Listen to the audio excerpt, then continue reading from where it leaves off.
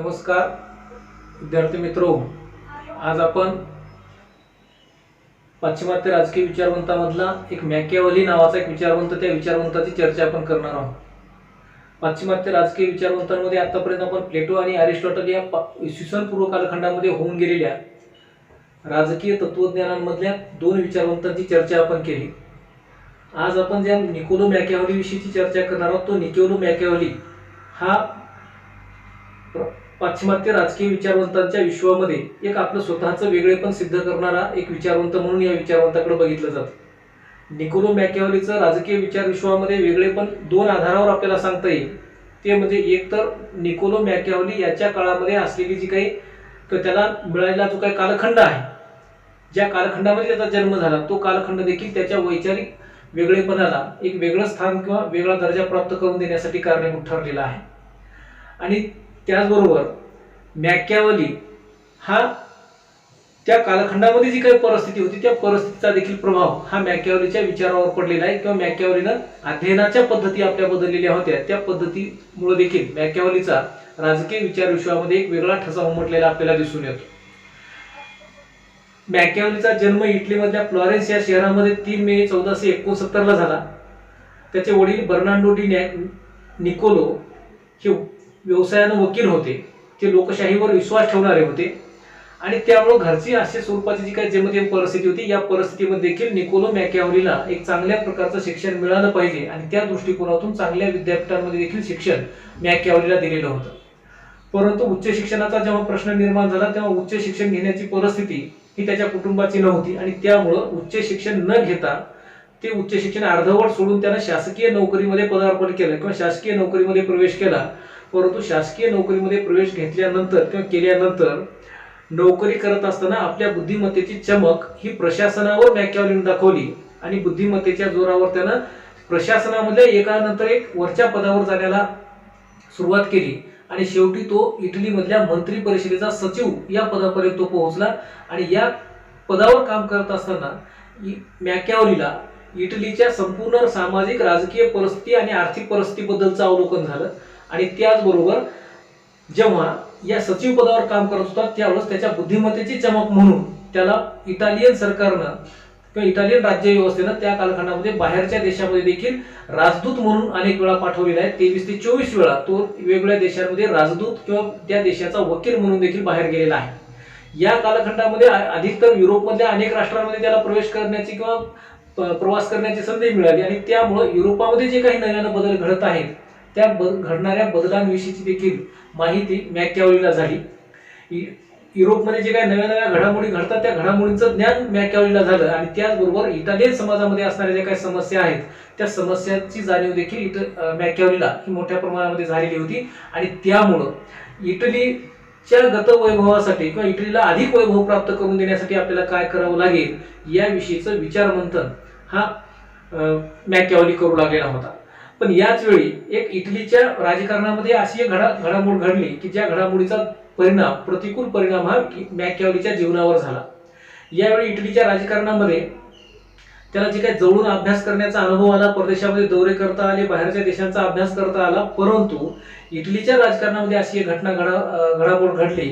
1512 ला फ्लॉरेन्समध्ये राजकीय परिवर्तन झालं, कारण त्या कालखंडामध्ये साम्राज्य विस्ताराचा जो काही कालखंड होता, त्या कालखंडामध्ये फ्रान्स आणि स्पेन यांच्यामध्ये सत्ता स्पर्धेमधून संघर्ष सुरू होता आणि या संघर्षाचा परिणाम म्हणून त्यांनी इटलीवर आक्रमण केलं। स्पेननं फ्लॉरेन्स नावाच्या गणराज्यावर आक्रमण केलं, इटलीमधल्या फ्लॉरेन्स नावाचा जो भाग आहे त्या भागावर आक्रमण केलं आणि या आक्रमणाचा परिणाम म्हणून एकसंघ असणारा जो इटली आहे, त्या इटलीचे 5 भागामध्ये तुकडे झाले। खरं तर मॅकियावेली हा एक राष्ट्रभक्त होता आणि एका राष्ट्रभक्ताच्या कालखंडामध्ये आपल्या देशाचे होणारे जे काही तुकडे आहेत, ते तुकडे बघण्याची वेळ ही मॅकियावेलीवर आलेली होती आणि या गोष्टीमुळे मॅकियावेली अतिशय दुःखी झालेला होता। याचा परिणाम म्हणजे असा झाला की पुढे जनतेने देखील ह्या सगळ्या गोष्टींचा शोध घ्यायला सुरुवात केली आणि त्यावेळेस त्यांना असं लक्षात आलं की राज्यकर्ते हे दुबळे आहेत आणि त्यामुळेच परकीय लोक आपल्यावर आक्रमण करतात आणि देशाचं स्वातंत्र्य हिरावून घेतात किंवा देशाला पारतंत्र्यामध्ये टाकतात, देशाचं विभाजन करतात आणि ही गोष्ट होऊ नये म्हणून त्या कालखंडातल्या मेडिशी वंशाकडे सत्तांतर झालं किंवा गणतंत्र व्यवस्थेचा त्याग लोकांनी केला आणि गणतंत्रानंतर मेडिशी वंशाच्या राजघराण्याकडे सत्ता सोपवली आणि त्यामुळं या गोष्टीचा परिणाम हा मॅकियावेलीच्या जीवनावर झाला. मॅकियावेलीच्या जीवनावर असा परिणाम झाला की मेडिसी वंशाच्या लोकांचं आणि मॅकियावेलीचं काही जमत नव्हतं आणि त्याचा परिणाम म्हणून त्याला आपली नोकरी सोडावी लागली. नोकरी सोडल्यानंतर मेडिसी वंशाच्या राजघराण्यानं मॅकियावेलीवर देशद्रोहाचे आरोप लावले गेले किंवा मेडिसी वंशाच्या राजवटीविरुद्ध आपण षडयंत्र करत आहात अशा स्वरूपाचा आरोप त्याच्यावर लावला आणि त्या आरोपाच्या खाली त्याला 1 वर्ष तुरुंगवासाची शिक्षा देखील दिली. या 1 वर्षाच्या तुरुंगवासाच्या काळामध्ये मॅकियावेलीनं अनेक गोष्टींचा अभ्यास केला. इटलीला आणखी गतवैभव कसं प्राप्त करून देता येईल याच्याविषयीचे विचार मांडायला त्यानं सुरुवात केली. म्हणजे मोठ्या प्रमाणात या 1 वर्षाच्या तुरुंगवासामध्ये त्यानं अभ्यास केला आणि म्हणजे इटलीला ऐक्य कसं प्राप्त करून देता येईल किंवा इटलीला वैभवाच्या मार्गावर कसं आणता येईल, इटलीमध्ये राष्ट्रवाद कसा निर्माण करता येईल, इटलीच्या समाजामध्ये कशा सुधारणा करता येतील या गोष्टींबद्दलचं चिंतन या 1 वर्षाच्या कालखंडामध्ये केलं. आणि जेव्हा त्याला 1 वर्षाच्या कालखंडानंतर तुरुंगातून बाहेर सोडून दिल्या गेलं त्यावेळेस देखील त्याच्यावर अनेक स्वरूपाची राजकीय बंधनं लादलेली होती की सार्वजनिक जीवनामध्ये तुम्ही कुठल्याही स्वरूपाचं काम करायचं नाही अशा स्वरूपाची बंधनं ही मॅकियावेलीवर लादली. आणि त्यानंतर मग मॅकियावेली या तुरुंगवासातून बाहेर आल्यानंतर आपलं उर्वरित आयुष्य त्यानं आपलं कासियाना नावाचं गाव जे की फ्लॉरेन्स मध्ये आहे त्या कासियाना नावाच्या गावामध्ये तो आला आणि त्याच ठिकाणी आपलं उर्वरित आयुष्य त्यानं घालवलेलं आहे. उर्वरित 15 वर्षाचं आयुष्य त्याचं राहिलेलं त्यानं त्या काळामध्ये घातलं. या काळामध्ये त्यानं इटलीच्या वैभवासाठी जे म्हणून काही मांडणी करता येईल वैचारिक मांडणी ती वैचारिक मांडणी करण्याचं काम हे मॅकियावेलीने केलेलं होतं. या काळामध्ये त्यानं अनेक ग्रंथ देखील लिहिले. या काळामध्ये त्याला अनेक संकटांना सामोरं देखील जावं लागलं तरी देखील इटलीला अधिक वैभव कसं प्राप्त करून देता येईल हीच एक आस या राष्ट्रभक्ताला लागलेली होती किंवा या राष्ट्रवादी विचारवंताला लागलेली होती. आणि म्हणून मॅकियावेली हा इटलीच्या ऐक्याचा, इटलीच्या वैभवाचा, इटलीच्या भरभराटीचा आणि इटलीच्या सामाजिक ऐक्याचा विचार करणारा एक विचारवंत होता.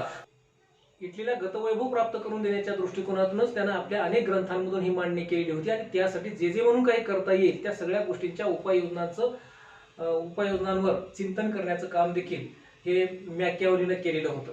आणि म्हणून मॅकियावेली आणि या मॅकियावेलीच्या राजकीय तत्वज्ञानाचं अध्ययन करत असताना खऱ्या अर्थाने इटलीमध्ये असणारी त्या कालखंडातली जी काही राजकीय परिस्थिती होती, सामाजिक परिस्थिती होती, त्या परिस्थितीचं अवलोकन आपल्याला करणं गरजेचं आहे.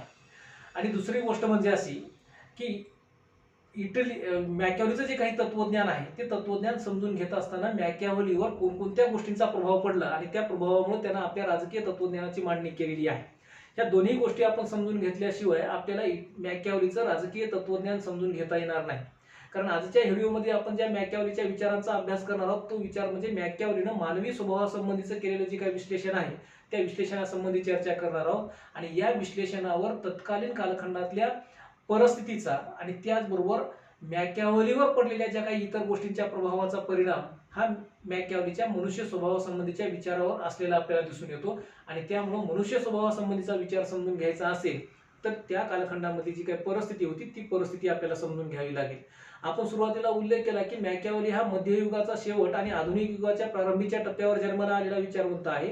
आणि त्यामुळे या दोन्ही कालखंडातली परिस्थिती आपल्याला समजून घ्यावी लागेल की मध्ययुगीन कालखंडामध्ये सामाजिक आणि राजकीय परिस्थिती कशी होती. त्या परिस्थितीचं जर अवलोकन आपण केलं तर आपल्याला असं दिसतं की मध्ययुगीन कालखंडामध्ये धर्म हा प्रभावशाली बनलेला होता. धर्माचा अवास्तव माजलेलं होतं आणि एवढंच नाही तर धर्मसत्तेनं राजसत्तेला अंकित केलेलं होतं.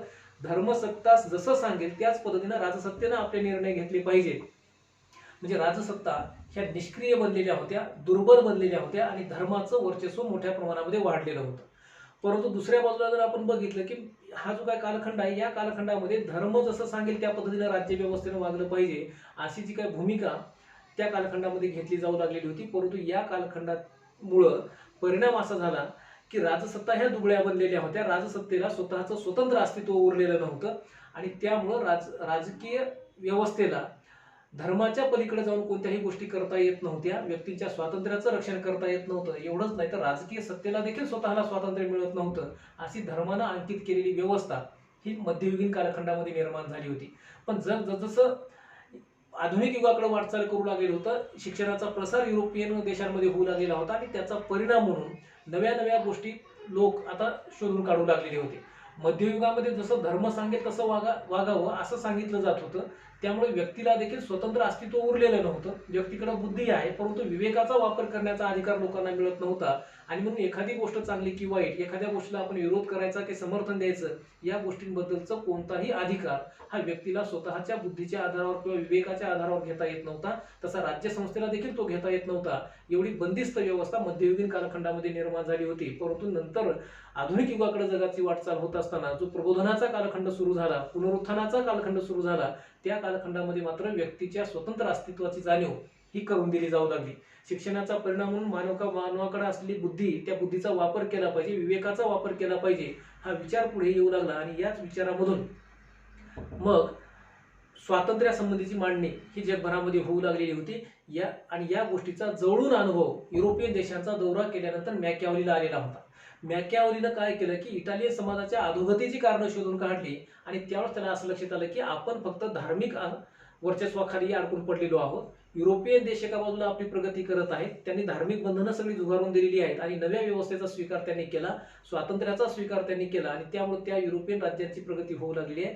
त्याच युरोपमध्ये असताना देखील इटली हा मागास राहिलेला होता किंवा इटलीला राजकीय दृष्ट्या देखील इटलीला स्वतःचं संरक्षण करता येत नाही किंवा एक राष्ट्रीय ऐक्य निर्माण करता येत नाही. अशी स्थिती इटलीच्या दुबळेपणाबद्दलची मॅकियावेलीला सातत्यानं त्याच्या मनामध्ये खंत निर्माण करणारी होती. आणि म्हणून या गोष्टीचा परिणाम हा मॅकियावेलीवर झालेला होता. म्हणजे ही तत्कालीन मध्ययुगीन जी परिस्थिती होती, या परिस्थितीचा परिणाम म्हणून मॅकियावेलीनं नव्या व्यवस्थेकडे कशी वाटचाल करावी याच्यासाठी आपलं तत्वज्ञान हे पुढे मांडलेलं आपल्याला दिसून येतं. याशिवाय मॅकियावेलीच्या तत्वज्ञानावर आणखी काही गोष्टींचा जो प्रभाव पडला, त्या प्रभावांची देखील चर्चा आपल्याला करावी लागते. ते म्हणजे प्रबोधन युगाचा प्रभाव पडला की प्रबोधन युगामध्ये मानवी विवेकाला किंवा बुद्धिवादाला चालना देण्याचा विचार हा पुढे येऊ लागलेला होता. आणि त्या गोष्टींचा म्हणजे युरोपामध्ये ह्या गोष्टीचा प्रसार होऊ लागला. या गोष्टीचा प्रभाव हा मॅकियावेलीच्या तत्वज्ञानावर पडलेला आपल्याला दिसून येतो. दुसरी गोष्ट अशी आहे की इटालियन परिस्थितीचा प्रभाव किंवा इटलीमध्ये जी काही राजकीय घडामोडी घडल्या, 5 भागामध्ये इटलीचं विभाजन झालं, परकीय लोक आक्रमण करत होती, सामाजिक दृष्ट्या एकात्मता नव्हती, राष्ट्रीय ऐक्य तिथं टिकलेलं नव्हतं, एका भागातले लोक दुसऱ्या भागातील लोकांचा द्वेष करू लागलेले होते, म्हणजे सामाजिक ऐक्याची भावना नव्हती. आणि ज्या देशामध्ये सामाजिक ऐक्याची भावना राहणार नाही किंवा राष्ट्रवादी भावना राहणार नाही, त्या देशाचं अखंडत्व टिकणं शक्य नाही.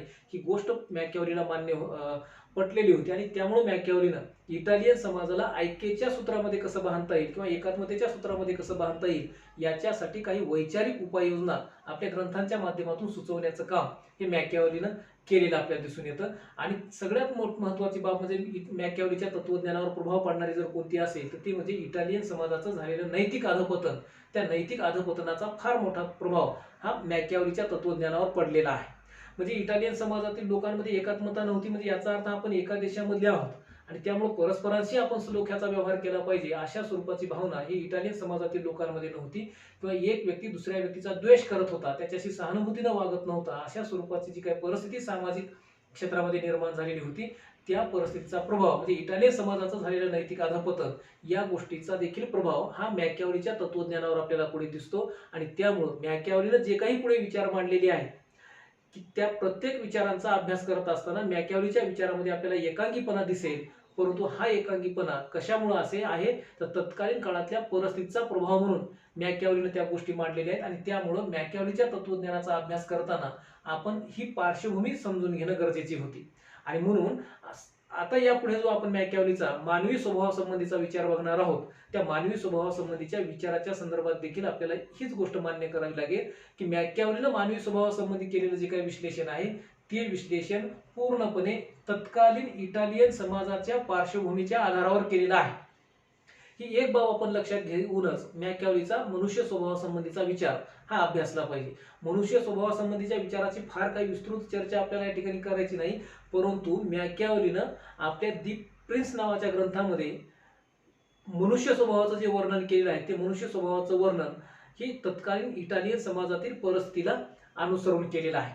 तत्कालीन मानवी स्वभावाचं वर्णन करण्याच्या पाठीमागची मॅकियावेलीची भूमिका अशी होती की खऱ्या अर्थानं समाजाच्या प्रगतीमधला, समाजाला एक वेगळं वळण देण्याच्या मार्गामधला किंवा एका वेगळ्या वळणावर आणण्याच्या मार्गामधला सगळ्यात महत्त्वाचा जर घटक कोणता असेल तर तो मॅकियावेली असं म्हणतो की त्या देशातील, त्या समाजातील मानवी स्वभावाची वृत्ती ही कोणत्या प्रकारची आहे त्यावरच सगळ्या गोष्टी अवलंबून असतात.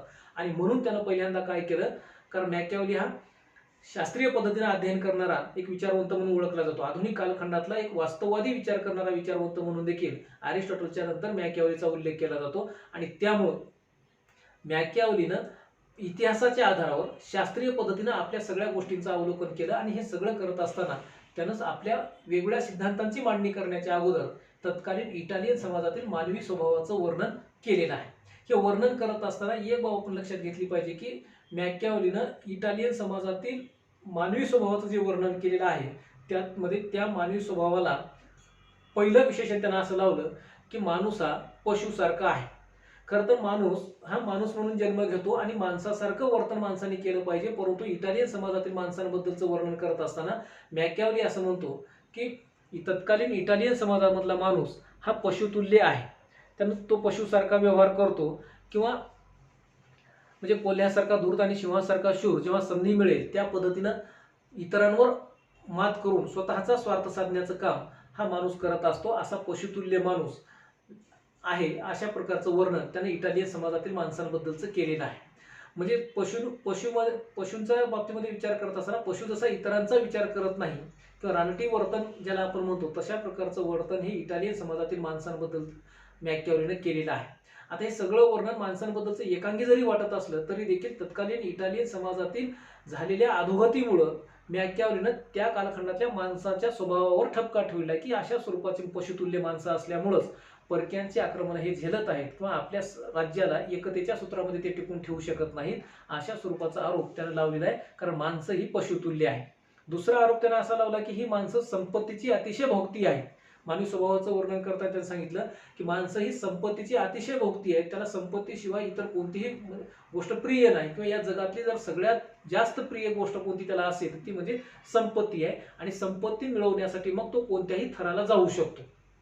कारण एक तर तो पशुतुल्य आहे, संपत्तीची त्याला अतिशय मोठी हाव आहे आणि त्यामुळे संपत्तीचा लोभ हा माणसाला असल्यामुळे ती संपत्ती मिळवण्यासाठी वाटेल त्या स्तराला जाण्याची तयारी ही माणसांची असते असं वर्णन त्याने इटालियन समाजातील माणसांबद्दल केलं. आणि संपत्तीच्या भोगतेपणाचं एक वर्णन करताना त्याने दी पॉलिटिक्समध्ये असं सांगितलं की माणूस एक वेळ आपल्या जन्मदात्याचा खून करणाऱ्या माणसाला विसरेल परंतु आपल्या संपत्तीचं अपहरण करणाऱ्याला विसरणार नाही.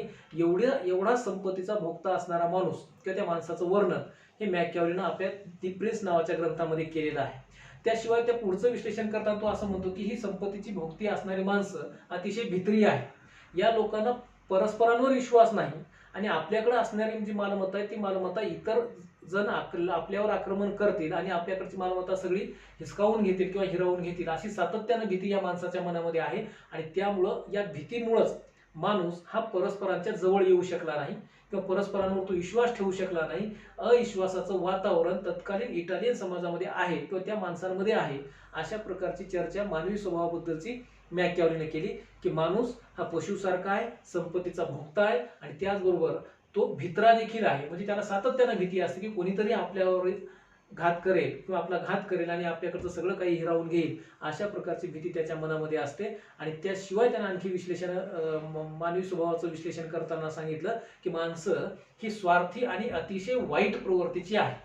म्हणजे माणसांमध्ये नीतिमत्ता नाही, स्वतःचा स्वार्थ आहे. स्वतःच्या स्वार्थासाठी इतरांचं नुकसान जरी झालं तरी देखील ते करायला ते माणसं तयार राहतात. म्हणजे इतरांचा खून करून देखील जर आपला फायदा होणार असेल तर तो फायदा करून घेण्याची माणसांमध्ये वृत्ती असते.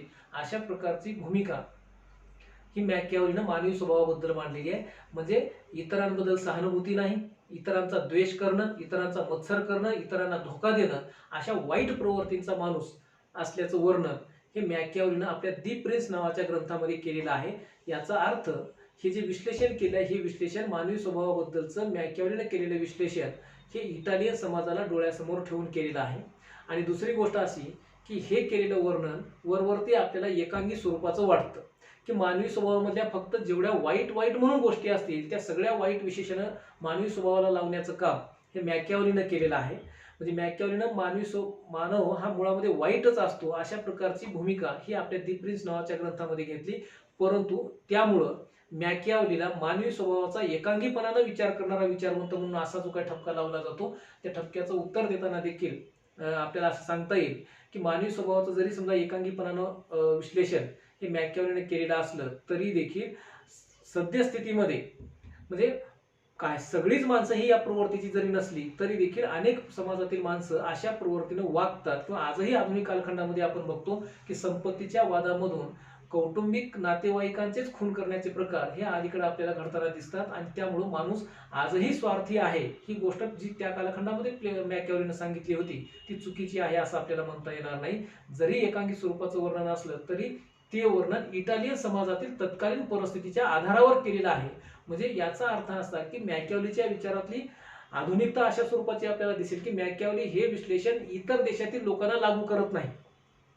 म्हणजे मॅकियावेलीने सांगितलेलं मानवी स्वभावाचं वर्णन हे इतर देशातील लोकांना लागू असेल असं देखील मॅकियावेली म्हणत नाही. फक्त इटालियन समाजासारखी जर अधोगती झालेला समाज असेल तर त्या समाजातील माणसांचं वर्णन हे अशाच पद्धतीनं करावं लागेल असं मॅकियावेली आपल्या दी प्रिन्स नावाच्या ग्रंथामध्ये म्हणतो. म्हणजे मॅकियावेलीनं दी प्रिन्समध्ये थोडासा अतिरेक असा केला की एकांगी वर्णन केलं, माणसाच्या चांगुलपणाकडे अजिबात लक्ष दिलेलं नाही किंवा त्या चांगुलपणाकडे पूर्णपणे दुर्लक्ष केलेलं आहे. तत्कालीन इटालियन समाजामध्ये अधिकाधिक माणसं ही स्वार्थी असतील, भित्री असतील किंवा संपत्तीची लोभी असतील, परंतु काही मोजकी का होईना माणसं अशी असतील की जी माणसं न्यायानं वागणारी असतील, इतरांबद्दल सहानुभूती दाखवणारी असतील किंवा परस्परांवर विश्वास ठेवणारी असतील तर अशा लोकांच्या गटाकडे किंवा अशा लोकांकडे मॅकियावेलीनं मात्र दुर्लक्ष केलेलं आहे असं आपल्याला दिसून येतं. आणि म्हणून मॅकियावेली हा ज्या परिस्थितीमध्ये वाढला त्या परिस्थितीनुसार इटलीला एक गतवैभव जर प्राप्त करून द्यायचा असेल तर त्यासाठी पहिल्यांदा मानवी स्वभावाचं वर्णन आपल्याला करावं लागेल. आणि हा एकदा मानवी समूहाचा अभ्यास आपला झाला की त्यानंतर मग पुढच्या भागामध्ये मॅकियावेलीनं राज्य व्यवस्थेला मार्गदर्शन केलेलं आहे की तुमच्या समाजामध्ये अशा प्रकारची माणसं आहेत, अशा स्वभावाची माणसं आहेत आणि या माणसांना घेऊन जर तुम्हाला राज्याला गतवैभव प्राप्त करून द्यायचा असेल किंवा राज्याला जर एकात्मता राज्यामध्ये निर्माण करायची असेल किंवा विकासाच्या मार्गावर जर तुम्हाला आणायचं असेल तर त्यासाठी तुम्हाला काय करावं लागेल याचा उपदेश करणारा ग्रंथ म्हणजे दी प्रिन्स नावाचा ग्रंथ आहे. आणि मग प्रिन्समध्ये पुढच्या भागामध्ये त्याने राजाला उपदेश केला की राजानं या माणसांबरोबरचा व्यवहार कसा करावा, राज्य कसं करावं, कशी धोरणं आखावीत, या लोकांबरोबरचे संबंध आपण कसे ठेवावेत किंवा लोकांना वागणूक कशी द्यावी या सगळ्या प्रकारांबद्दलचं वर्णन हे पुढे राजाला केलेला उपदेश या शीर्षकाखाली मॅकियावेलीने केलेला आहे. आणि त्यामुळे या पुढच्या व्हिडिओमध्ये आपण मग मॅकियावेलीचा राजाला केलेला जो काही उपदेश आहे त्या उपदेशाबद्दलची चर्चा आपण करणार आहोत. धन्यवाद.